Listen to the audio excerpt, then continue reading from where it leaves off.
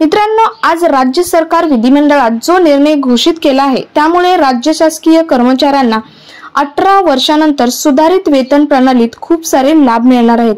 मित्रांनो, यामध्ये 50% महागाई भत्ता मिळणार आहे, तसेच कुटुंब पेन्शन ही किती टक्के मिळणार आहे किंवा पेन्शन योजनेतील लाभ कोणते मिळणार आहेत याबाबत एक प्रसिद्ध पत्रही जाहीर करण्यात आले आहे। याबाबत आपले मुख्यमंत्री एकनाथ शिंदे यांनी काही घोषणा केल्या आहेत। तर हे लाभ कोणते असणार आहेत किंवा किती टक्के महागाई भत्ता मिळणार, किती टक्के कुटुंब पेन्शन मिळणार याबाबतची सर्व इन्फॉर्मेशन या प्रसिद्ध पत्रकामध्ये दिली आहे। तर हे प्रसिद्ध पत्रकातील इन्फॉर्मेशन काय असणार आहे तेच आपण आजच्या व्हिडिओमधून पाहणार आहोत। सो तुम्ही अजूनही आपल्या चॅनलवर जर नवीन असाल तर चॅनल सबस्क्राइब करा, शेजारील बेल आयकॉन प्रेस करून ऑल नोटिफिकेशन सिलेक्ट करा, म्हणजे असेच गव्हर्नमेंटचे नवनवीन अपडेट तुमच्यापर्यंत रेग्युलर पोहोचत राहतील। राज्य बाजारामधील चढ उतार यामध्ये निर्माण होणारी गुंतवणूक विषयी जोखीम राज्य शासनाने स्वीकारावी। म्हणजे समजा नुकसान झालं, चढ उतार मार्केट लिंक असल्यामुळे ते नुकसान जे आहे जोखीम राज्य सरकारने स्वीकारावी, हे शिफारशीतील तत्व मान्य करून राष्ट्रीय निवृत्ती वेतन प्रणालीतील नियत वयोमानानुसार निवृत्त होणारे कर्मचारी यांनी जर प्रस्तावित सुधारित राष्ट्रीय निवृत्ती वेतन योजनेचा विकल्प दिल्यास त्यांना त्यांच्या शेवटच्या वेतनाच्या 50% इतके निवृत्ती वेतन योजनेचा निवृत्ती वेतन व त्यावरील महागाई वाढ, तसेच निवृत्ती वेतनाच्या 60% इतके कुटुंब निवृत्ती वेतन व त्यावरील महागाई वाढ मिळेल। या बाबतीमध्ये राज्य शासनातर्फे यथोचित कार्यवाही करण्यात येईल, हा निर्णय आपण घेतलेला आहे। मित्रांनो, आज विधिमंडळात शासनाने जुन्या पेन्शन प्रमाणे जुन्या पेन्शन इतक्या रकमेची म्हणजेच कर्मचारी शिक्षकांच्या निवृत्ती दिनांक असलेल्या मूळ वेतनाच्या 50% अधिक तत्कालीन महागाई भत्ता तसेच हे देण्याविषयी धोरणात्मक निर्णय जाहीर केला आहे। निधन झालेल्या कर्मचाऱ्यांच्या कुटुंबियांस सुद्धा 60% पेन्शन लागू करण्याचा निर्णय हा आपल्या राज्य सरकारने घेतला आहे। निधन झालेल्या म्हणजे कुटुंब वेतन जी पेन्शन असते ती पेन्शन 60% करण्याचा निर्णय आपल्या राज्य सरकारने घेतला आहे। हा महत्त्वाचा निर्णय घेताना शासनाचा वाटा 14% व कर्मचाऱ्याचा वाटा हा 10% ही बाब मात्र कायम ठेवण्यात आले। सो मित्रांनो, सीडिंग फंड शासनाने अंशदान 14% व कर्मचाऱ्याचा वाटा 10%, यामुळे जो निधी संचित होईल त्यातून कर्मचारी शिक्षकांना जुन्या पेन्शन प्रमाणे दरमहा रक्कम अदा करणे सुलभ होणार आहे। सो अंशदान संचयाच्या या योजनेतून सरकारी कर्मचाऱ्यांना पेन्शन दिली जाणे म्हणजेच सरकारी कर्मचाऱ्यांच्या पेन्शनच्या वाढीव खर्चामुळे शासन डबघाईस येईल या अंदाजाला स्पेशल मूठमाती देईन असे होईल।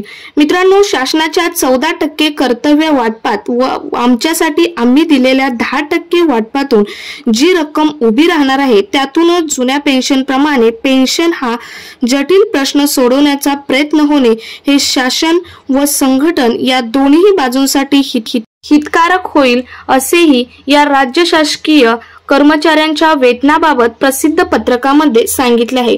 मित्रांनो, गत वर्षी मार्च 2023 मध्ये बेमुदत संप करून 17 लाख कर्मचारी शिक्षकांनी सेवानिवृत्तीनंतरच्या आर्थिक व सामाजिक सुरक्षिततेकडे शासनाचा लक्ष वेध करून घेतला होता। मात्र शासनाने देखील भविष्यातील गंभीर समस्येकडे सकारात्मक दृष्टीने पाहण्याचे धोरण स्वीकारून संघटनेशी वाटाघाटी केल्या आणि त्यामुळेच सध्याचे वातावरणात शासनाने या उद्देशाने सुबोध कुमार अभ्यास समितीची स्थापना केली आणि सदर अभ्यास समितीनेच काही महत्त्वाच्या शिफारसी केल्या आहेत। याबाबत संघटना प्रतिनिधींशी अपर मुख्य सचिव स्तरावर 2 वेळा सखोल चर्चाही करण्यात आली आहे। सो मित्रांनो, या चर्चेत सुधारित पेन्शन योजनेचा विचार करताना कर्मचारी शिक्षकांवर 10% अंशदानाची सक्ती असू नये अशी ही भूमिका सादर करण्यात आली। कमी सेवा असणाऱ्या या मृत कर्मचाऱ्यांच्या कुटुंबास कमीत कमी रुपये 10,000 पेन्शन मिळालीच पाहिजे असाही आग्रह या प्रसिद्ध पत्रकात करण्यात आला आहे। सो मित्रांनो, मृत कर्मचाऱ्यांच्या कुटुंबियांस पुरेशी पेन्शन, त्यानंतर उपदान, गट विमा, रजा रोखीकरण व या सुविधा सर्वांना मिळाल्या पाहिजेत असाही रास्त आग्रह देण्यात आला आहे। या प्रसिद्ध पत्रकात या सूचित मुद्द्यांवर विचार केला जाईल असेही यावेळी शासनाच्या वतीने कर्मचाऱ्यांना आश्वासन देण्यात आले आहे। यानंतर या प्रसिद्ध पत्रकाचा दुसरा भाग आणि महत्त्वाचा भाग म्हणजे सरकारने विधिमंडळात जो निर्णय घोषित केला आहे त्यामुळे कर्मचारी शिक्षकांना 18 वर्षानंतर सुधारित निवृत्ती वेतन प्रणालीत काही लाभ देण्यात आले। ते लाभ कोणते असणार आहेत ते पाहूयात। सध्या कार्यरत असणाऱ्या कर्मचाऱ्यांपैकी ज्यांना NPS प्रणालीमध्ये निवृत्ती वेतन घ्यायचे आहे किंवा राज्य शासनामार्फत सुरू होणाऱ्या सुधारित निवृत्ती वेतन योजनेमध्ये सहभागी व्हायचे आहे याबाबत विकल्प द्यावा लागेल। त्यानंतर दुसरं म्हणजे राज्याच्या सुधारित निवृत्ती वेतन योजनेनुसार कर्मचाऱ्यांची 20 वर्षे किंवा त्यापेक्षा अधिक सेवा झाली असल्यास त्यांना त्यांच्या शेवटच्या वेतनाच्या 50% निवृत्ती वेतन तात्कालीन महागाई भत्त्यानुसार अनुज्ञेय राहील। त्यानंतर पुढचं म्हणजे 20 वर्षापेक्षा कमी सेवा होऊन सेवानिवृत्त होत असल्यास त्याला त्याच्या शेवटच्या वेतनाच्या आधारे त्याच्या सेवेच्या प्रमाणात निवृत्ती वेतन तात्कालीन महागाई भत्त्यासह दिले जाईल। तसेच सेवेत असताना निधन पावल्यास किंवा रुग्णता सेवानिवृत्त झालेल्या कर्मचाऱ्यांच्या कुटुंबियांस कुटुंब निवृत्ती वेतन मंजूर केले जाईल। त्यासह महागाई भत्ताही मंजूर केला जाईल।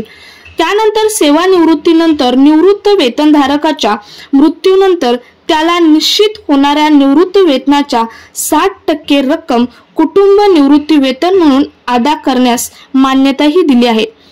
मित्रांनो, या योजनेसाठी संचालक, लेखा व कोषाधिकारी यांच्या अंतर्गत स्वतंत्र निवृत्ती वेतन निधी व्यवस्थापन कक्षाची स्थापनाही करण्यात येईल असेही सांगितले आहे। त्यानंतर राजीनामा दिलेल्या कर्मचाऱ्यांना निवृत्ती वेतन अनुज्ञेय राहणार नाही। फक्त राष्ट्रीय निवृत्ती वेतन प्रणाली अंतर्गत सर्व लाभ हे अनुज्ञेय कंपल्सरी राहतील। या राज्यातील सर्व स्थानिक स्वराज्य संस्था आणि ज्या राज्य सेवेतील कर्मचाऱ्यांनी पेन्शनचा नवा पर्याय खुला असेल, त्यानंतर ज्यांना पेन्शन नको असेल अशा कर्मचाऱ्यांना एकरकमी देण्याचाही पर्याय सरकारने खुला केला आहे। त्यानंतर निवृत्ती होणाऱ्या कर्मचाऱ्यांना सेवानिवृत्ती उद्यान मंजूर करण्याचेही राज्य सरकारने सांगितले आहे। तसेच अर्जित रजेचे रोखीकरण अनुज्ञेय असल्याचेही सांगितले आहे। तसेच गट विमा योजनेची रक्कम अनुज्ञेय असणे हेही सांगितले आहे। तर मित्रांनो, हे होते जुन्या पेन्शन प्रमाणे सुधारित राष्ट्रीय पेन्शन योजना लागू करण्याबाबत प्रसिद्ध पत्रक। हे प्रसिद्ध पत्रक हे 1 मार्च 2024 रोजी प्रसिद्ध करण्यात आले आहे। यामध्ये कुटुंब जे निवृत्ती वेतन आहे ते 60% करण्याचे शासनाने सांगितले आहे, तर जो महागाई भत्ता आहे तो 50% करण्याचा शासनाने सांगितला आहे। सो मित्रांनो, हा व्हिडिओ जास्तीत जास्त शासकीय कर्मचाऱ्यांपर्यंत शेअर करा आणि अजूनही आपल्या चॅनलवर तुम्ही नवीन असाल तर चॅनल सबस्क्राइब करायला मात्र विसरू नका। तोपर्यंत जय हिंद, जय महाराष्ट्र।